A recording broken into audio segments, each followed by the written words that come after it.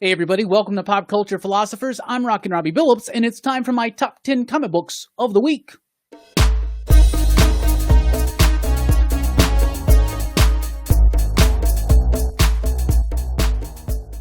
That's right, everybody. Thanks for checking out the video. I am Rockin Robbie Billups. This is my top 10 comic books of the week. Not a spec list, just a list of the books that came out this week that I thought were absolutely the best. We start at number 10 with Radiant Black. Number 1 from Image Comics. Now, this one's written by Kyle Higgins with artwork by Marcelo Costa, lettering by Becca Carey. It's a pretty decent story. It's a new superhero published by Image, created by Kyle Higgins, who, of course, was the co-creator of Lord Drakkon over at the Power Rangers universe, right? So you would anticipate that this book would kind of have like Power Ranger vibes. And not really. It's kind of got typical superhero origin vibes. But the reason why it was so far back in the top 10 for me, because the artwork is great, the story is relatable, the character is interesting. It's about this, he's kind of a struggling writer, and he winds up finding an artifact that turns him into a superhero. But it's pretty much all the first issue does, and it doesn't do anything that we haven't seen or read before. It does feel like it's a bit more personal, based a little bit maybe on some of Kyle Higgins' own life or some of his own stories, or some of his own surroundings and things like that. But I'm really excited to see where this book's going to go. The coloring in this book was great. The line work was sharp. It was clean. Like I said, the characters, the dialogue, everything flowed really well, but it didn't have anything to really hook me beyond just the idea of a new superhero, another superhero origin. It needs to be bolder and stand out above some of the others, and I think they may get to that in the future issues. I really hope so. So at number 10, Radiant Black from Image Comics. At number 9, we have Orcs. Number 1 from Kaboom. Kaboom is kind of like the all-ages imprint for Boom Studios, and this was a really fun, charming, and delightful book. It's got really great artwork. It's written and illustrated by Christine Larson. But I really like this one. I'm not really a big like fantasy guy or anything like this, but I thought it had a nice charm to it. It was a lot of fun.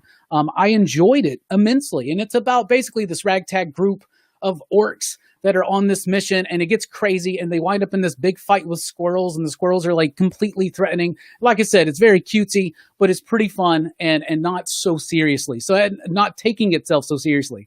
So at number 9, we have Orcs. Number 1 from Boom Studios. At number 8, we got Rorschach, issue number 5. This was a little bit of a slower issue for me of Rorschach. I've been liking this book a lot. I kind of was down on it on the first issue, but I really have liked the way the story has progressed. This gets back to just more of focusing on the mystery of what's going on. And basically the whole story is set up by this aging comic book writer, creator, artist, who kind of takes on the guise of Rorschach, and he has this sidekick, and they go and try to assassinate the Republican that's running for office against Redford, who's working for his 5th term or something like that. So it's set in the Watchmen world. The artwork by Jorge Fornes is really, really cool. So there is the mystery, and they were really unraveling and revealing some things in the last few issues, and I really like the structure of it. This one went back and did a little bit more of just the work on building that detective story on that mystery, the involvement, who is this candidate. So I liked it. It felt a little bit more exposition-y than some of the others, but I still thought it was solid. So at number 8, we get Rorschach. Number 5 from DC Black Label, written by Tom King, artwork by Jorge Fornes and Dave Stewart. At number 7, we've got Wasted Space. Number 19, the penultimate issue of the 4th chapter, the 4th arc of Wasted Space, which is the penultimate arc of Wasted Space. I love that word. Anyway, Wasted Space continues to deliver what it promises, which is really gritty, great, expansive, dense artwork. Can't show that page. Really cool stuff, wild ideas, and Mike Morisi's whole thing of doing this irreverent space opera that has all of these thoughts and dissections about philosophy and humanity and responsibility and things like that. I have a lot of fun with this book. I think Hayden Sherman is one of the absolute best artists out there. They absolutely just nail texture. They nail the detail. And then you add in Jason Wordie's colors, Jim Campbell's lettering. Wasted Space has continued to be one of my absolute favorite books. I did think this arc was kind of dragging a little bit until we hit the final page of issue 19. And it's like a game changer for the entire series, and I was really amazed by it structurally. So at number 7, we got Wasted Space. Number 19. At number 6, we've got XForce. Number 17? Yes, number 17. Really applaud this issue of XForce because it kind of gets back to what I liked about this book, namely Quentin Quire. This is a very Quentin Quire-centric issue of XForce, which is written by Benjamin Percy with artwork by Joshua Cassara, Guru Effects on the coloring. I love the art. I think Cassara's been absolutely brilliant on this book. It's got a nice style and flair to it. The colors pop. And I really like the story. Quentin Quire's a fan favorite, a Robbie favorite character.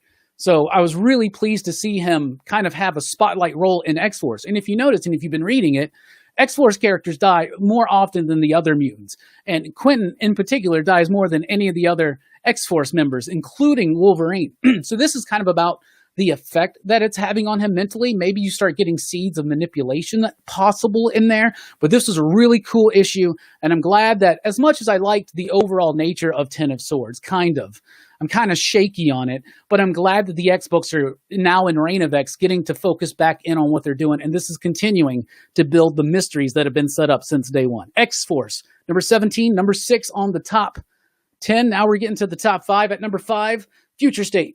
Dark Detective number 3 from DC Comics, written by Mariko Tamaki, artwork by Dan Mora and Jordi Belair. Let me tell you something. Aside from Swamp Thing, this is by far my favorite Future State book. It is expansive. It's got absolute beautiful artwork, great perspective, dynamic shots, great composition. Dan Mora is a frickin' master. And then you throw in Jordi Belair, and those colors are so amazing. They're stellar. This cyberpunk, futuristic, fascist police state Gotham, it works visually, and the story's been pretty solid as well. But it's mostly the artwork that I'm just completely enamored with. This also has the conclusion of the Grifter story by Rosenberg and Carmine de Jean Domenico, and I really, really like that. I think Grifter is probably one of the more easier to adapt into the DC Universe proper characters from Wildstorm. So I'm excited to see what they're going to be doing with him in the pages of Batman and stuff going forward. So at number 5, Dark Detective. At number 4, we've got Scout's Honor, issue number 2. This is from Aftershock, written by David Pepose with artwork by Luca Casalanguida. Probably butchered that, but Scout's Honor is about a world in which it's a post-apocalyptic world, and now society is trying to rebuild itself, but most society is built on the idea of the Boy Scout manual, right? Instead of like some kind of holy ancient text or scripture. And it's a brilliant concept, and the book it just renders and executes this world and this vision so well. David Pepose is a master at dialogue and pacing on a script. Luca is absolutely fantastic as the artist. The style is there. It's clean. Everything is set up, but it hits the dark moments. It hits the adventure moments. And all in all, this has been a really fun story with a lot of, like I said, a lot of thematic relevance, a lot of really cool concepts and ideas, but just grounded with great characterization and solid dialogue and really solid artwork. So at number 4, Scout's Honor, number 2. At number 3, The Last Witch, number 2 from Boombox. Yeah, I'm really surprised too. I thought The Last Witch number 1 was okay and pretty solid, but number 2 really blew me away. It was kind of like a Wind situation. This is very much extra sized. It's $4.99, but it's a fantasy story, like your typical Hansel and Gretel type story with a witch, but it's done in a really way it's got a charm to it, but it's not super cute. You know what I'm saying? Like, it gets dark, it gets scary, it has themes of grief, and it's Boombox, so it's kind of for like middle-aged readers and up, and I think that's very appropriate, and I think it's really cool to have fiction that deals with these things for a younger audience. And all in all, really cool, fun story, and I'm enjoying it. This is by McCreary, right? I got to give him a shout out. Connor McCreary is written by him and illustrated by VV Glass. Really like this one. It's pretty solid. I'm not typically the most big into fantasy, but I thought the second issue of The Last Witch was very, very strong. It came in at number 3. At number 2, Casual Fling, issue number 1 from AWA Upshot. I really like this book. I was expecting this book to be kind of sleazy, to be kind of dirty and whatever. I was like, sure, let's check it out. I really liked it. This is an incredibly well-written book about a woman who's got a family. She's also got a really demanding, stressful job, and things at home aren't necessarily, glorious and glamorous, right? And so she winds up getting tempted into starting an affair or having a one-night casual fling with a stranger.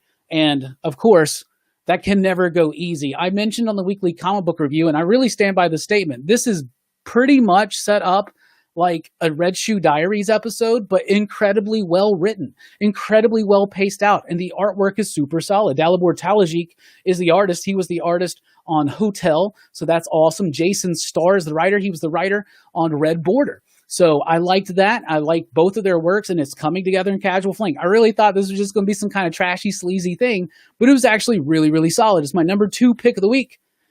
Casual Fling, number 1 from AWA Upshot. And at number 1, it's Homesick Pilots, number 3. Dan Waters does so much dark work, so much complex work. When he does something like the Superman Wonder Woman, we'll talk about that a little bit later, that's a little bit lighter in approach, but still like Homesick Pilots, so resonating with its subtext and with its character work, with its drama. I'm loving that about Homesick Pilots. This is a book about punk rock. It's a book about regret. It's a book about isolation.